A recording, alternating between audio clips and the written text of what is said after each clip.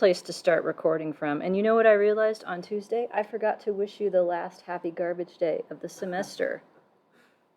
Can you stop with the last stuff or I'm going to cry? I know. I was going to ask if I could borrow yours. And was it Solon? I never say that word like a normal person. Yeah, you can borrow my garbage day. Okay, happy Solon garbage day on Thursday instead, since I missed the one on Tuesday. And yes, I know it's a bit, I know you're not like dying or whatever. I'm going to see you people again. But I know for several of you, this is going to be the last class that I have you in because you've taken everything.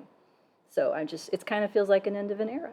But you're coming back in the fall, you said. Okay, got one familiar face.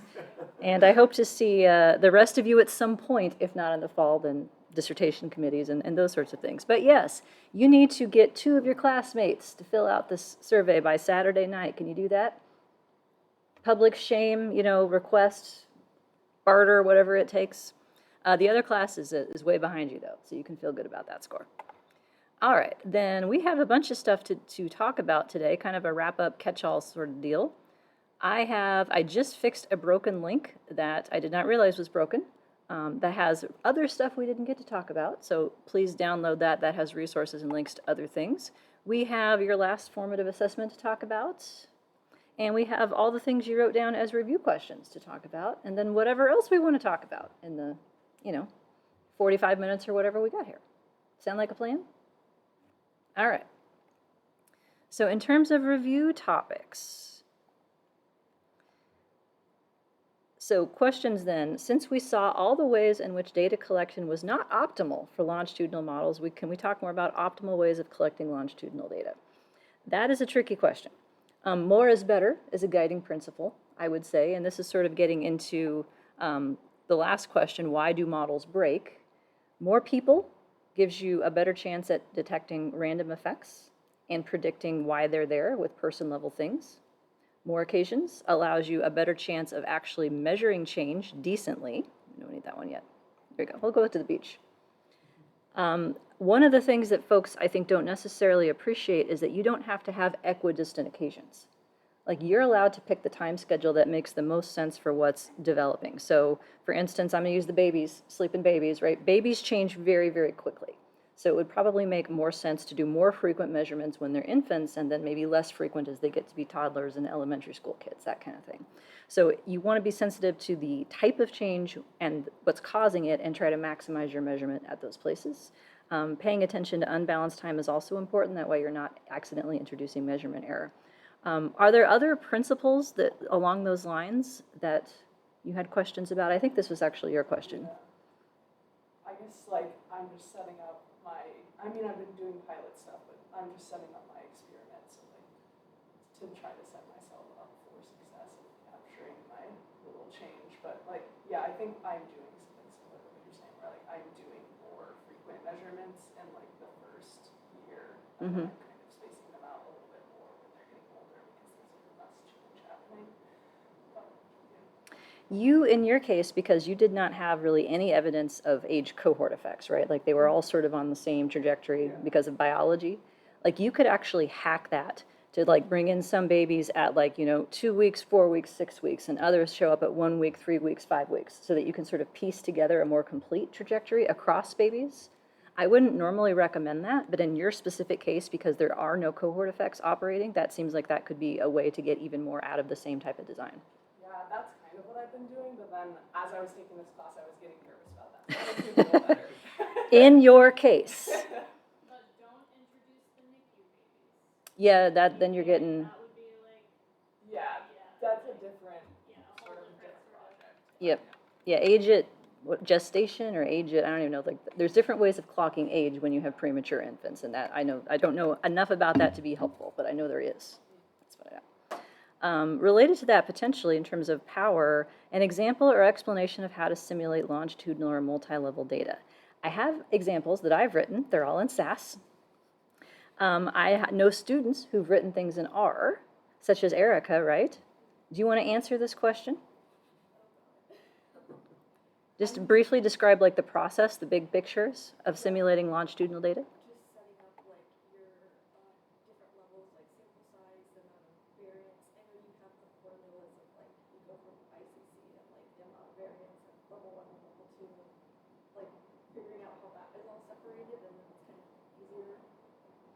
Yeah, so like my guiding principle is to pick a scale for y to start with, like a total variance of 1, just arbitrary because it doesn't matter.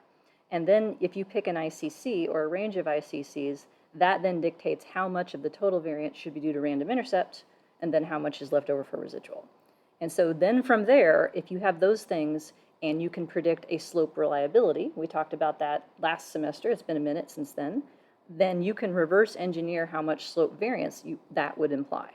And so then you can actually have starting values or population values for your variance components, which is always really tricky. You can figure out standardized effect sizes in terms of what you want your fixed effects to be, and then work backwards to figure out what their unstandardized equivalents would be. If any of you needs to do this in the near future, send me an email and I could probably direct you to some better resources. I will say that even if you're not planning on doing a simulation study, I think the act of simulating data helps you really understand the model it came from, and it's valuable from that perspective. But in terms of power analysis, this is how I would do a power analysis for a longitudinal study, is simulation. Any of the stuff you can do in like G-power or stuff that's based on repeated measures ANOVA is not going to be specific enough. So simulation is the way to go for a lot of that stuff. M+ makes it reasonably easy. It's not too bad in R, and I'm sure there's many different R packages. I think I've come across a couple within the last year or so that people have made. So there's folks that can try to give you at least a starting point. But in terms of like breaking it down, so we think about a basic 2-level model. We say random effects have what kind of distribution? Normal? Yeah, multivariate normal in particular. So you would have to build a G matrix, essentially, that has random intercept variance on the first spot, some kind of random slope variance, however many you need, covariances, and then you would draw people observations from it for each of the spots in the matrix in terms of the number of random effects. At level 1, what are they distributed as? The residuals. Up to us, right? So if you're pretending you have a continuous-ish outcome, then the residuals are univariate normal, or multivariate normal if you have like an R matrix that's like time by time kind of thing. But what if you have an ordinal outcome, for instance, looking at the two of you? Then what? You what? Yeah, you don't have residual variance. And so in that case, you would want to create a predicted set of probabilities for like how, in terms of like the possible categories, and then draw from some kind of distribution to pick which ordinal category they end up with. Same thing would be true for binary. So there's extra work involved if it's a generalized model relative, but it makes you think about what are the assumptions and what are the distributions I have to draw from given those assumptions. So it's a good learning experience. I would say be careful with the R packages that come already built and you're just like, it's so easy, you can do it. Like, you might want to look under the hood to see what it's actually doing in spots, because it's whoever programmed its package and there's no quality control. Same is true with Stata packages for the most part, although they do publish them in a journal, but nevertheless. Okay. A general overview of basic steps you take to determine the right model to use. So let me point you to a couple of places where this is discussed. This is lecture 5. I think it's slide 22. So 22, 23, and 24 talked about this in terms of starting with univariate, because you have to understand each variable measured repeatedly over time and its contents. Does it just have between person intercept variance, or does it change over time? What kind of change? What kind of random change? Do you know when time is? I'm looking at poor Hillary over here. She's like, I got time 3. That's the best I can do. So if you don't know when your stuff is measured, then that's going to limit the kinds of models you can fit. But knowing that ahead of time then is a very useful thing. So these particular slides from this class, also in the book, Appendix 6A at the end of Chapter 6 is a checklist. Do this, if that, then do this, then do this. So I would refer you to those resources for the univariate aspect. The multivariate aspect is much trickier to give you like, do this, because it depends on the type of problem. But hopefully across the projects that you've seen, we've seen lots and lots of examples of what multivariate longitudinal kinds of models can look like. Everything from growth of factors to, you know, your path model with like 4 layers, all the things. Hillary had a big layered model too as well. Babies not changing differently from each other. So multivariate intercepts in that case. More change on change types of models was also requested. One thing I wanted to point out for this, there's an article on your reading list that I directed several of you to, but in case you weren't one of those folks. It's a newer article. I was reviewer one, in full disclosure. Hi, Ethan. This one right here, McCormick et al. It's focusing on the situation in which you're interested in having random intercepts and random change slopes predict some long outterm. So like the exam at level 2 in your guys' case or other things like that. Well, when you have correlated predictors, they each become their unique effects controlling for the other thing. And this article demonstrates that the interpretation of how the intercept predicts that distal outcome and how the slope does depends on where time 0 is. And your conclusions will change. And they have some math showing like all the ranges of possibilities, but basically that's the take-home message is to make sure that you sort of check that your interpretations would hold equally across different centering strategies and adjust them if not. So that would be one thing in thinking about change on change stuff. Yeah, go ahead. Can I ask a follow-up on that? Yeah, please. Like, I think where I got stuck in that reading was like the aperture point and like, how the hell am I supposed to do this in software? Like, I don't know what, like, they do a good job of explaining and showing like how that matters and why it's relevant, but there was no like, enter this code, you know, sort of a thing. And I was like, I don't really know what, like how I would actually execute it. There is, I remember having to learn that word and learn how to compute it. It's in here somewhere.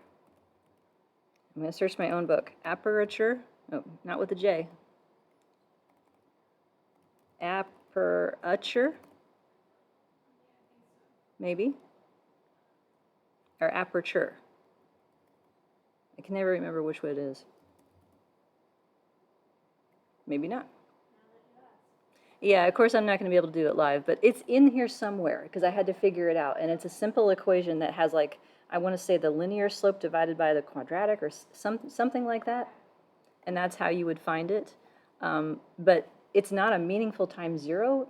If it's not, then like, I don't know how useful that would be in explaining your results to folks. So I just wanted you to be aware that the results are contingent on centering. How to solve that problem maybe is more nuanced, and I'm sure this is additional work that they're taking in that direction as a line of research. For the change on change stuff, I want to actually, let's do that as part of the formative assessment because we're talking about how ChatGPT got things wrong, yet again. I could tell from your answers that you were becoming less trustful of AI for answering these questions, which is honestly the point. Let's see, I know you and Jonathan did a workshop on multi-level measurement models. We're doing it again this summer, but maybe some more info on that topic. Did you find the workshop stuff? I'm not looking at Erica because this is her question. Yeah, so it's hard, is the short answer. But if you think about measurement models like from an SEM perspective, sorry, Zoomers, I'm losing too many windows open here. You have a within model and a between model, right? Most of you had that? If, let's say that you have positive affect measured by 5 indicators every day for a month.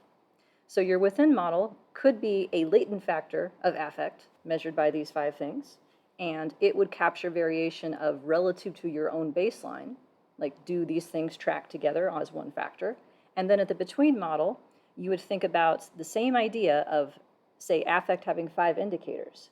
But what the indicators actually are is the random intercept part of that item. Let me get a picture out. This will be easier with pictures. And if I can figure out where they are, that will be even better. One second.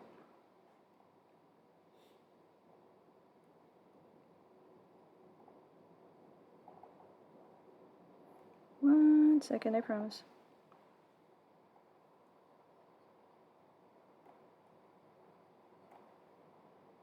Maybe not. Not easy to find. Normally I can find my stuff really quickly, but not when I'm standing here talking at the same time. Anyway, I'm going to have to talk with my hands. Can we work with that? Okay. So the trick to understanding multi-level measurement models is to think about like one indicator, like an item response, measured repeatedly over time. So what would we do with that if we were just doing a regular multi-level model to predict it? Step 1, empty model, right?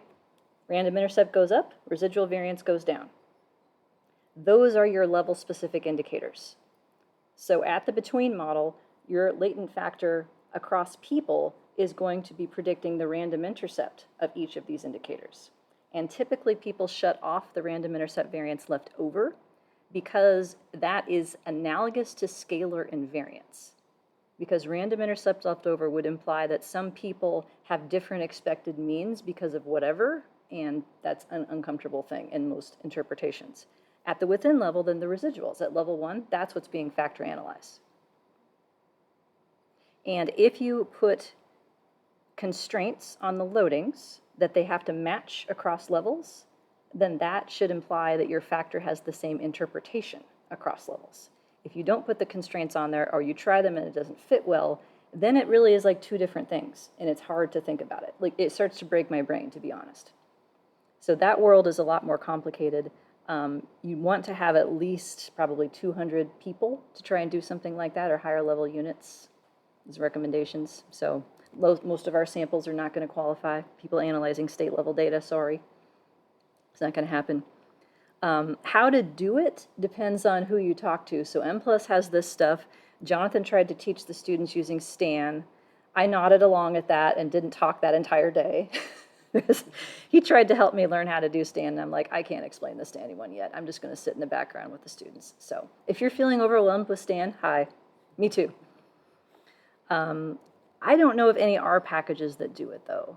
Like, Levon can do multi-level SEM stuff, but it doesn't have random slopes. So in practice, that shuts down what you can do with it real quick. So does that help? Maybe? And yeah, we're going to redo the workshop this summer. So it'll be largely the same materials, but updated so that the last model actually converges, is what I hear is going to happen. So we'll find out about that. Let's see, can we re-go over how to assess the extent to which a model explains or predicts an outcome? As in, can you remind me where folks get the info to say this variable explained X amount of variance or change in the outcome over time? Oh, what are we talking about? We'll make this a group participation question. Zoomers, you can play too. I do read lips on that one. R square from one of the Zoomers, Brandy says. What kind of R square, more specifically? Starts with a P. Pseudo, yeah. So there's two different definitions of R square that I think are most commonly used in practice, and they're complementary pieces of information. Pseudo R square is the reduction in each pile of variance on its own. So of the random intercept variance that you started with, how much did your level 2 main effects capture? Of the random slope variance that you started with, how much did your cross-level interactions with that level 1 variable capture? So you can talk about how effective each aspect of your model is in terms of capturing prediction. With the caveat that if you didn't have much variance to start with, it may not, like you may explain all of it, but it's not a lot of variance in the grand scheme of things. So that's one approach that people do that. The version of pseudo R square that I taught you can go negative because we're using model comparisons to compute it. That's where the Wrights and Sturba stuff differs. I don't think that was last semester's reading list. I don't know if they're on this one. They're on it for a different reason. There's a whole set of R packages and things that will compute these things under certain circumstances, but basically they change the way the model implied variance is computed so that you don't have to do separate models, and it forces it to stay positive. So I think that's a reasonable approach. I just don't do it because it requires extra steps that I can't replicate across 4 different packages that I teach in very easily. The other one is total R square, and this is computed the exact same way as it is in linear regression. You take your data set and say, hey, can you build me a column of predicted values from the fixed effects? Save that column to the data, correlate it with the real outcomes. That's R. Square it. That's total R squared. And that is just of the variance, like period. Period. Did the kids still say that with a T at the end? Anyone? No, that's done already? Okay, I missed it then. It was on trend for a few minutes. How much variance did the model get with the fixed effects, period? Like that's total R square. So that can be more useful to talk to a general audience who doesn't understand all the different kinds of piles of variance. It can also be more useful from just a prediction standpoint. Like how effective is this? Those are the two that I think about. Now, I will die on this hill. We talked about this like early in the semester. I do not believe random effects explain variance. They do not. Under the Wrights and Sturba version of this, they do. And he and I will just disagree about this for the rest of our lives. It's fine. Random effects are error terms.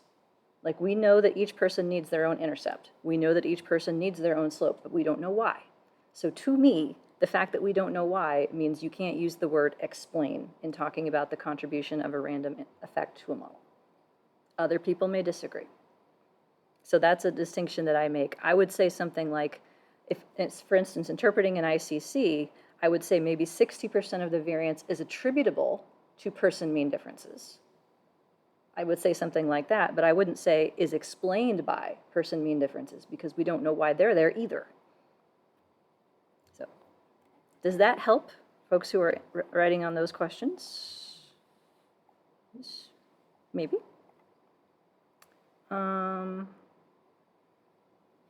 Let's see. Okay, and then resources for other things was the other topic. So the link to the thing that I just put up, other stuff that you might want to know about that we didn't get to talk about. So 3-level models, I did in an older class. So I have one for occasions within days within persons from this class, for instance. I did 3-level models the last time I taught this class is the last week. So they're in there, and I'm probably going to bring them back into the fall class as well. Dynamic structural equation models, if you've seen that, here's an interview on the Quantitude podcast with Ellen Hammaker about that. She's one of the people who helped develop that. That is the relabeling of what M+ does to do multivariate, multi-level stuff. They have additional features that allow you to include lagged effects and residual lagged effects. And so they made some new words to talk about it, but it's mostly analogous. I'm pretty sure you have at least one article on your reading list about this. Location scale models would be the other big thing we didn't get to talk about. So briefly, what these are is adding a linear model to predict the amounts of variance in your random effects models. Now that sounds nuts, right? I'm going to have to talk with my hands again. So for example, I forget who it was. I'm sorry, I have way too many data sets in my head right now. Okay, I think it was you guys. And then also Ryan had one, like 32 days of something, that kind of design. So do you think all people are equally moody in terms of their positive affect? Like, some people might be a little more level, some people might be a little more volatile. So think about that as another kind of individual difference. It is called a random scale factor. And essentially what happens is you allow between person differences in the size of the within person residual variance. That's how it works. Because within person residual variance is why are you off your line today? And so how far off are you is a source of individual differences. And that can be predicted with things like personality or demographics or whatever. Who is more variable? In medical settings, and I think actually you could probably use some of this stuff too, consistency. Who is more consistent in their medication adherence or their exercise schedule or things that are good for you? And can we improve consistency even if we can't necessarily improve like the level of something that's happening? You can do the same thing in predicting individual differences in random effect amounts as well. So a classic example would be something like a randomized control trial where you have like treatment sites and control sites, something like that. The treatment sites might vary more from each other on average than the control sites do because of whatever the treatment involves. So then at a minimum, you might want to have like 2 different G matrices for different kinds of sites. But then you could extend that to be like, are there some people who look like they're more variable than other people? So those are called location scale models. Here are, let's see, I have a little bit about this from an older class. The second half of the review article I wrote with a former student is all about this because that was the topic of his dissertation. And then a tutorial by Don Hedeker, one of my personal heroes, who invented these models and wrote a lot of the software that estimates them. So those would be something if you're going to analyze ecological momentary assessment kinds of data, daily diary kinds of data, and anything that's showing fluctuation as the point. They don't lend themselves as readily to growth models, but theoretically it's possible. In clustered data in organizational settings, if you think about maybe employees nested within a supervisor, and you ask the employees, like, how much do you like your supervisor? A location scale model could say whether or not some supervisors have employees who disagree amongst themselves more. Like, disagreement is residual variance in that context. And I would be interested to know, like, if I have an average level of something, is it because some people love me and some people hate me? Hello, course evaluations. Or am I just meh to everybody? Like, those are two very different personality profiles in terms of leadership. So I could see something like that in the context in which individuals are rating some kind of higher level person or organizational unit being relevant. So those are the big ones, I think, that I didn't get to talk about that I otherwise would have. How are we doing? 123, okay. Questions, comments? I think that's the end of the review list. Should we talk about the formative assessment and the ChatGPT? Yeah. So what did we think of this answer about how to specify time-varying predictors?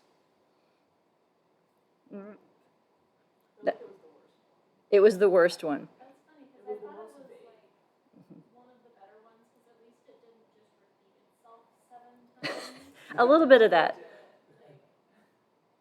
But it did use, what are the two expressions that show up no matter what the question is? Yeah, computationally expensive. Yeah, Brandy made a good joke. It's like, is that because I can't afford M+? Is that why it's computationally expensive? Yes. Yes, it is expensive. It's difficult to interpret. Oh, boo-hoo. All of this is hard. That's not a reason to not do something. It may not be appropriate for all types of data. Yeah, hi, that's every model on Earth. In my defense, or in its defense, this was developed in 2023. So ChatGPT was brand new then, and I was playing with it to try and see how accurate it was. So in terms of why it's wrong substantively, though, what were the impressions that you came away with? And all of you had good answers on this, so you can read to me what you wrote, or just summarize. Well, I guess my biggest thing was that I didn't actually tell you how to apply fixed effects. It just started talking about what they were, but it never actually answered the question. Yep. The diagram, by the way, that it made would have been, let me find it. I know I put it in here. Like this one. That's what it was envisioning. So if you think about this diagram, what's wrong with it? Yeah. If these time-varying predictors are brought into the likelihood and allowed to correlate with the random intercept and slope of another variable, these are actually within. But if you don't do that, for instance, this picture, this is from M+, then they're smushed. And this answer did not talk at all about differentiating between person relations from within person relations. It just said, let's look at the effect of anxiety at each occasion. Well, if we think logically about this, like here's the between person part of Y, what's left is supposed to be straight within. So these things are a mixture of both. They haven't been partitioned in the same way that Y was. But we all know how to do that, right? Multivariate. So something like this instead, if you have a time-varying predictor that only has within-person variation, empty slide, or something, here we go. Something like this instead for a time-varying predictor that itself has change over time. So the multivariate framework does allow you to do a lot more with time-varying predictors, but only if you know what you're doing. So that I wanted to see then how this answer would have changed. This morning's version, a lot more organized, but I did want to show you this. Understand the nature of time-varying predictors. There's a word that doesn't mean anything. So right off the bat, person mean centering. I was like, oh, that's an improvement. But it is known as group mean centering. This is longitudinal. It is person mean centering, not group mean centering. Specify the SEM with both components. I'm like, okay. Include the person mean of the time-varying predictor as a time-invariant covariate, and then include the centered version as time-varying. So they want me to put two boxes in my picture. I have a slide about that too. See if it's in here. I think it's the one that's broken, actually, ironically enough. No, that's that one. I know I have a slide on this. I remember adding it this year. The question is, where did it go? Come on. There it is, slide 20. This is essentially what their answer, the answer from this morning wants us to do. Take your person mean of your time varying predictor and stick it in as a box, and then take your within person deviations and stick those in as boxes. You can do this just fine if you're using MSIM, but if you try to do it in single level SIM, you get this message that it's mad at you. So the solution that it came up with is not ideal. Then it started writing equations, and then it wanted me to do a whole different kind of model. And then it said, would you like a diagram? And I said, why not? Okay, you ready for this? Here's what it came up with.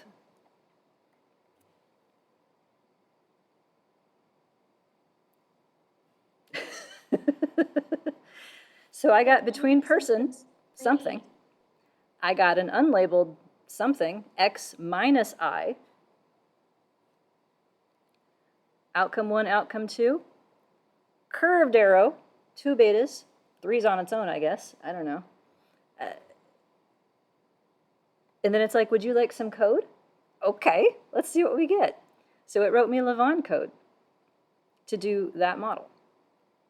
Even though the model is not going to work, it's going to generate an error message and be mad at you because the data are ipsative if you put in the person mean and all the things that the mean was made out of. It's like, would you like more? Sure. Let's go to M+. And then, would you like to see a latent curve model with structured residuals? I got a picture of that in here. I was like, sure. So then we get to M+ code.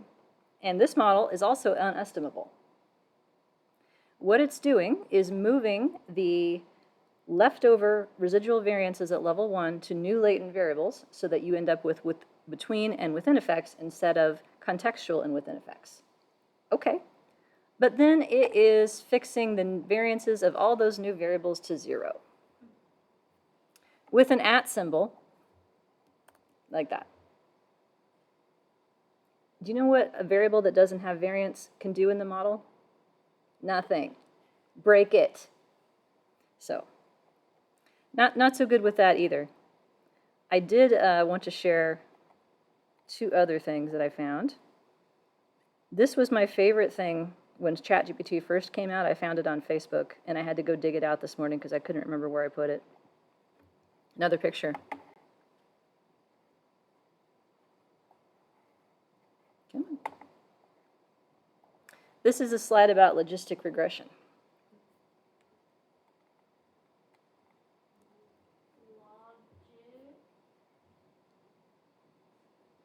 Oh, no, not that one. Come back. There we go. It's mad. Oh, it's doing a video or something. Yeah, it was a mess. And so then I tried one this morning just to see if it's improved in 2 years. Crossover event, since many of you had to deal with logits in your presentations. Better if you don't look too closely.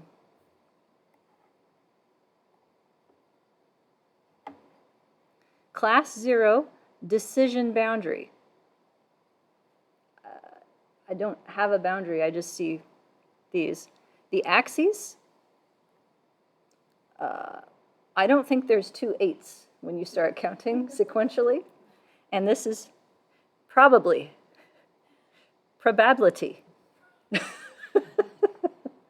So, if you've learned nothing else from me, please learn that ChatGPT should not be trusted to get things right. Just, there's your take-home message for the whole damn semester. But we want to be able to trust ourselves to get things right in the future, right? So we joked about this on Tuesday, but I was legit like, no, this is going to be a formative assessment question. Most of you had stuff that broke for reasons that are not your fault. You did nothing wrong. It's the data, it's not you. And I would also say it's not M+, although Jonathan and I might disagree on that score. It estimates things, but if you had a different software package try to do the same thing, it would also likely break for the same reasons. So under what data scenarios do such broken models seem more likely? What have we, what conclusions can we come to across our sampling of 11 projects? Anything where you're trying to do like a lot of things with a small amount of data is gonna blow up. Yep, doing a lot of things with a small amount of data. Zoomers say if there's not enough occasions, yeah, so if you only have 3 occasions, that's the bare minimum for one kind of random slope.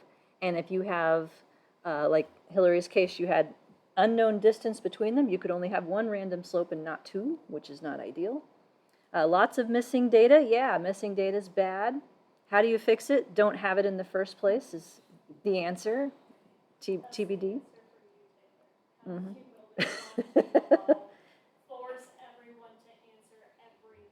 Yeah. Get all the data. Yeah, do research on rats is the answer, I think.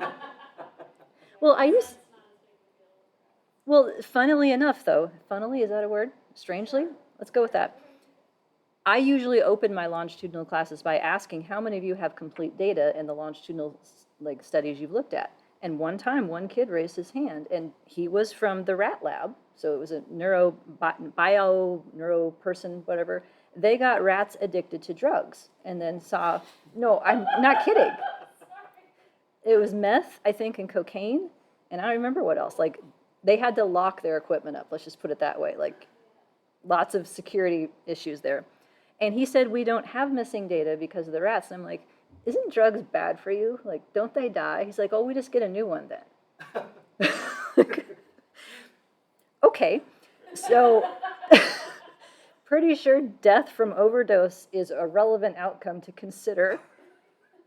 Maybe getting a new one is not the most optimal strategy.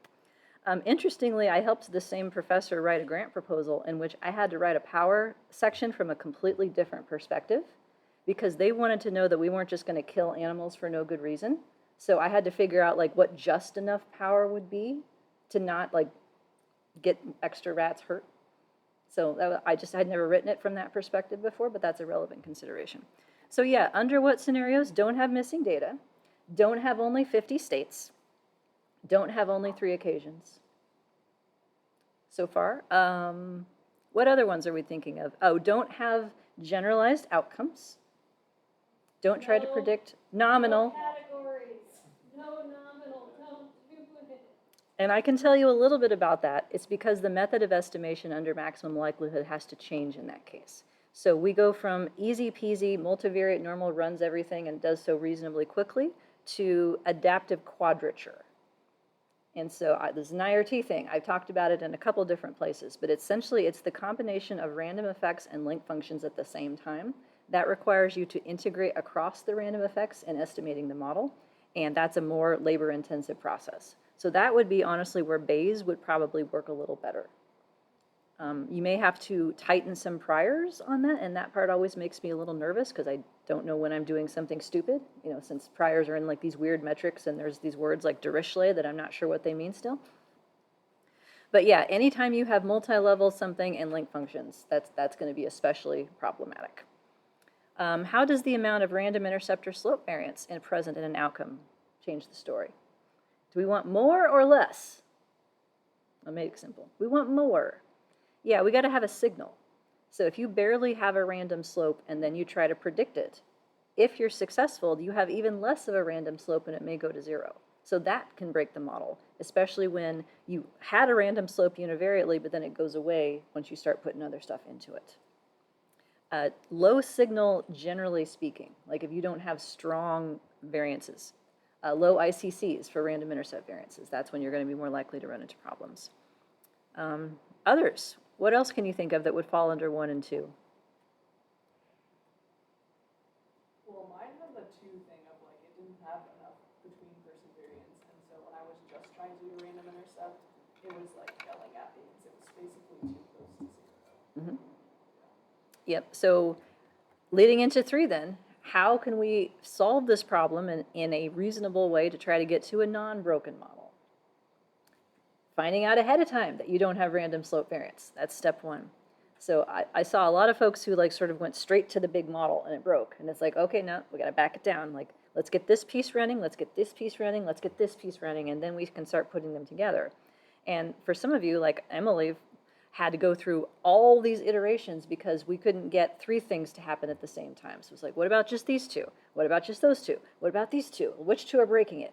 And then it's like, okay, what can we put in here? And she had like 6 or 7 things originally, and I think we were down to 2 by the end of the process. So even if you have things set up univariately in a stable way, multivariately it can still go crazy, especially if stuff is too correlated and there's not enough signal. So breaking it into pieces would be one thing. Start values might be another. So in M+ in particular, there's a command S values that you can add to your output, and that rewrites your entire model code attaching start values. So then you can feed that code in and it will hopefully go faster because you're starting it closer to where it landed. So in maximum likelihood, it is searching iteratively for the values that make your data collectively the tallest. It has to start somewhere. So it can start at like a really naive place, or it can start at a place that's going to be closer to where it ends up. And if you know where it's going to go, or at least you can get closer than naive, then you can feed it that information, and it makes the process go faster and possibly more stable. All programs have a way to do that to some extent, but it just depends on which program you're in and how. So yeah, I mean, those are the things. And then Bayes can fix it maybe, but you have to be confident that you can do reasonable things in terms of making Bayes fix it.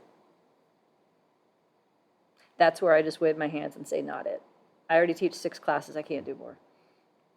I'm just not going to know that. I'm okay with it. Same thing with mixture models. I'm just not going to know about that either. So it's fine. Psychometrics, not going to know about that. It's a thing. Anywho, I think we got to the end of the list. Yeah, we did. And it's 1:39.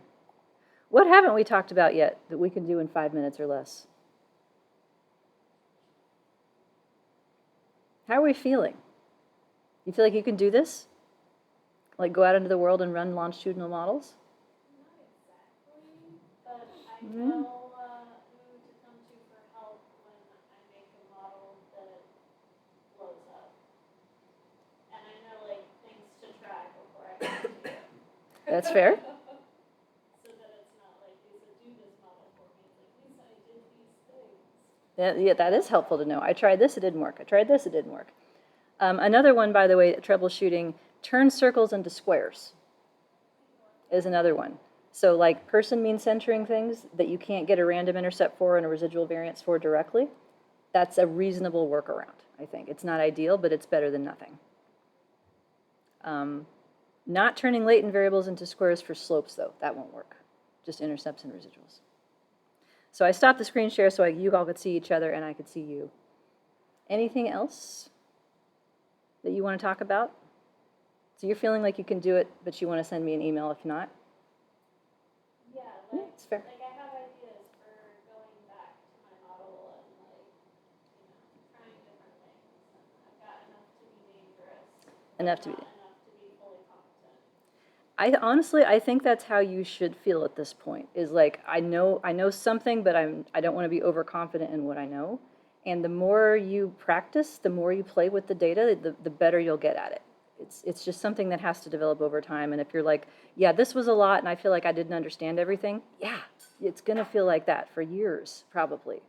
So what I will say to each of you is that not only have you earned the right to bother me in the future, but you all have. By sticking this out, by working really hard, I am happy to help you solve your problems down the line if I can, on one condition. Do you know what that is? Pay it forward. That's exactly right. I say this at the end of class, but every class, but damn it, I mean it. You are now going to be the expert relative to someone who doesn't know what to do. And if I help you, I hope that you in turn can continue to help others, and that's how we grow as a field. Because I don't want the methodology to just be with the methodologist, right? I want everyone, the babies and the hospitals and the states and the people, everybody, to be able to use these methods and improve their work. And I know you can. So on that note, I'm not going to cry today, damn it, but I'm coming close. I'm just so proud of all of you.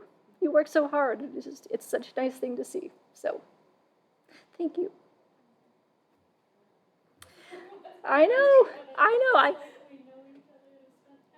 I know. So don't be strangers, okay? That's the other thing I want to say is I want to know what happens to you, okay? Like if you get jobs or postdocs or big things happen, like tell me about it. It will make me happy to hear from you. You're never going to be a bother in that regard, okay? All right, then for the last time, happy Thursday. Have good weekends. Let me know if you need anything. Office hours all next week. Yes? Oh, we want to take a picture. How do I do that with